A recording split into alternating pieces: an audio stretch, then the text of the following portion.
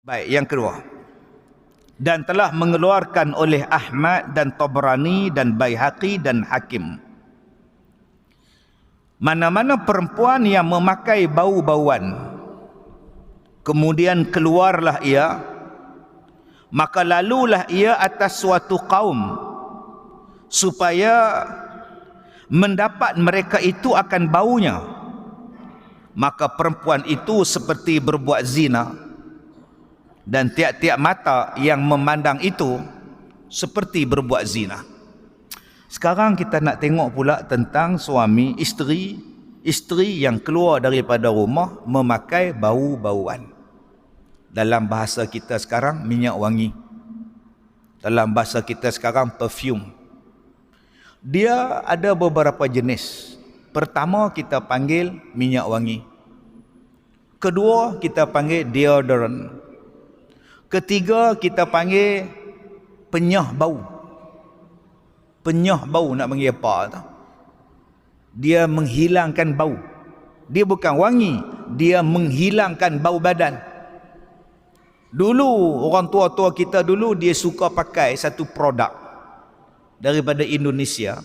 Nama produk tu Hibka. Saya tak tahu ada ke tak ada Hibka lah ni. Hibka ni warna putih. Ambil letak di tapak tangan, bubuh celah-celah ketiak tu, dia menyerap bau busuk, dia menyerap bau peluh, dia menyerap bau ketiak. Akhirnya perempuan tadi tak bau. Itu dipanggil sebagai penyerap bau, penyah bau. Yang keempat dipanggil bedak. Ada dipanggil bedak talkum, ada yang dipanggil bedak sejuk, ada yang dipanggil bedak kompak, macam-macam jenis bedak. Jadi tuan-tuan, mana yang boleh pakai, mana yang tak boleh pakai ni? Adakah langsung orang perempuan tak boleh pakai minyak wangi? Dalam hadis ni Nabi kata apa tadi? Kata dia, mana-mana perempuan yang memakai bau-bauan, kemudian keluar ia, maka lalu ia atas suatu kaum, supaya mendapat mereka itu akan baunya. Perempuan itu dosanya seperti berbuat zina. Dan kita yang laki-laki ni, yang seronok dengan bau dia, berselera dengan bau dia, kita ni pun dapat dosa zina juga. Masya Allah. Tuan-tuan yang saya hormati, ini yang disebut oleh Nabi SAW dalam satu hadis. Ada 3-4 hadis. Ada yang hadis sahih, ada yang hadis hasan, yang menceritakan tentang wangi-wangian ini. Dan kalau kita lihat yang berlaku di zaman sahabat Nabi SAW, ada 2-3 orang sahabat Nabi yang menghalau orang perempuan. Dia dalam perjalanan nak ke masjid, jumpa dengan satu perempuan yang pakai minyak wangi, lawa-lawa wangi bau ni. Sahabat Nabi ni tahan. Antaranya siapa dia? Umar Al-Khattab. Yang ni cengeng tu ni, garang ni. Yang keduanya Abu Hurairah radhiyallahu an. Dia tahan perempuan ni, dia suruh pergi balik. Hang balik, hang pergi mandi apa semua lu, tak ada minyak wangi, baru hang datang ke masjid. Seorang sahabat Nabi nama dia Abu Hurairah. Seorang lagi sahabat Nabi namanya Umar Al-Khattab. Ada dalam hadis tuan-tuan yang tahan mereka ni, yang pakai wangi-wangian ni. Sebab itu dalam satu hadis Nabi SAW disebut apa? Ayyumam ra'atin tatayyabatin thumma kharajat ilal masjid lam tuqbal laha salatun hatta tastaghsil. Mana-mana perempuan yang pergi ke masjid memakai wangi-wangian, tidak diterima solatnya sehinggalah dia mandi, yakni dia menghilangkan bau wangi dia tadi. Baik, persoalan dia, adakah kita langsung tidak boleh memakai, orang perempuan langsung tidak boleh memakai wangi-wangian? Baik, tuan-tuan tengok dalam hadis ni. Pertama, ayyumam ra'atin fa'atarat famarrat ala qaumin. Dia sebut mana-mana perempuan yang memakai bau-bauan lalu keluar daripada rumah, maka lalu dia atas suatu kaum supaya mendapat mereka itu akan baunya. Maknanya dia keluar di tengah majlis, dia masuk di tengah majlis, dia duduk bercampur, dia lalu di hadapan orang lain daripada laki-laki yang ajnabi dengan dia.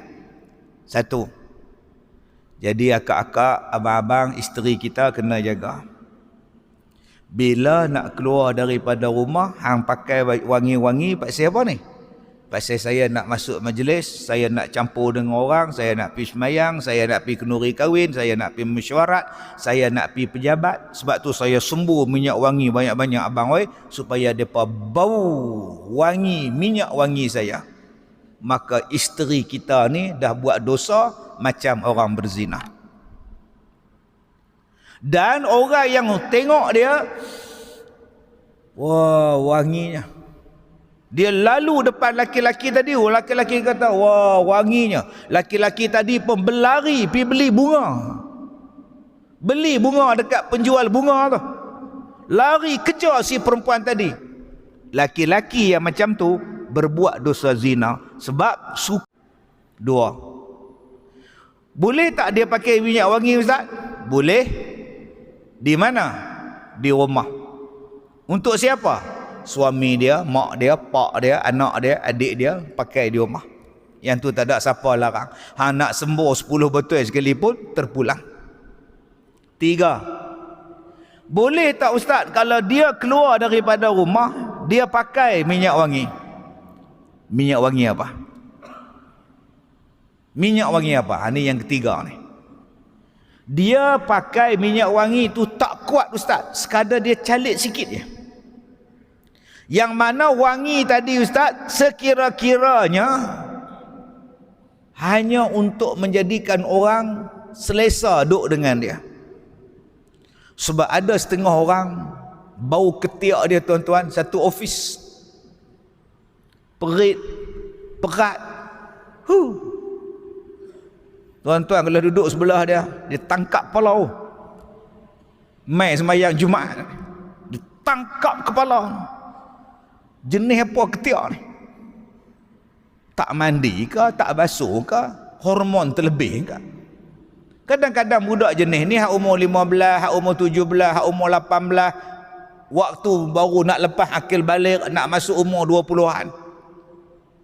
Sebab tu abang-abang masuk masjid cium ketiak lah. Cium dulu, bau. Memang masuk kereta, pergi sembur balik. Ini tak pernah cium. Orang lain tolong cium. Oh sudah hendak ni. Angkat takbir tinggi pula.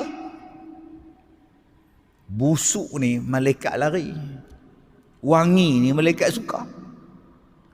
Ni orang laki-laki tolong jaga ni. Okey. Makcik pakai minyak wangi pasal apa makcik? Makcik pakai minyak wangi ustaz pasal badan makcik bau. Kuat tak minyak wangi yang makcik pakai? Tak kuat ustaz.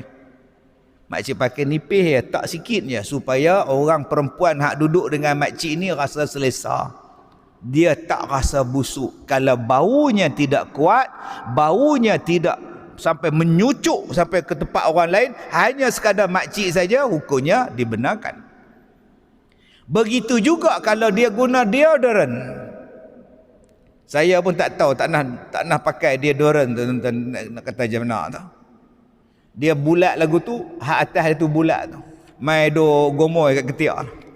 Duk lagu tu duk gomoy tu, nama dia apa tu nak sebut tak erti. Dia macam ball, roller. Jenis tu. Ataupun dia ambil minyak, dia ambil apa nama bedak, dia tempek. Bedak dia tempek. Yang tu bukan minyak wangi. Dia tak bau pun. Ataupun tadi yang saya sebutkan pada tuan-tuan, penyah bau. Ni yang nama jenis hibka ni. Dia kesat bau, dia jadikan ketiak kita ni kering, ketiak kita tidak basah dan tidak bau badan kita. Maka itu dibenarkan pakai pada orang perempuan. Tak jatuh salah.